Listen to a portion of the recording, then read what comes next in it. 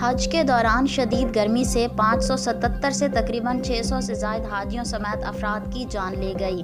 جویا news net work plus کو مکہ شریف کے مختلف علاقوں سے حاصل ہونے والی میڈیا رپورٹس کے مطابق مکہ مکرمہ میں رواں حج سیزن کے دوران اب تک گرمی سے کم 600 حاجی شہید ہو گئے۔ انٹرنیشنل گروپ آف پاکستان کے مطابق گرمی سے شہید حاجیوں میں سے 323 کا تعلق مصر سے ہے، جبکہ 144 کا تعلق انڈونیشیا سے ہے۔ انٹرنیشنل گروپ آف پاکستان کے مطابق گرمی سے اردن کے 60 اور تیونس کے 35 حاجی شہید ہوئے، جبکہ دوران حج گرمی سے ایران کے 11، سینیگال کے 3 حاجی جاں بحق ہوئے۔ پیر کے روز مکہ مکرمہ میں درجہ حرارت 51.8 ڈگری سینٹی گریڈ تک ریکارڈ ہوا تھا۔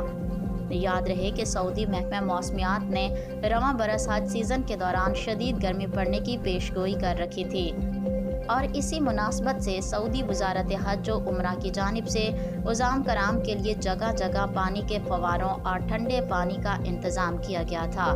اس کے علاوہ سعودی انتظامیہ نے مختلف ممالک سے آئے عازمین کو گرمی سے بچنے کے لیے احتیاطی تدابیر اختیار کرنے کی ہدایت بھی کی تھی۔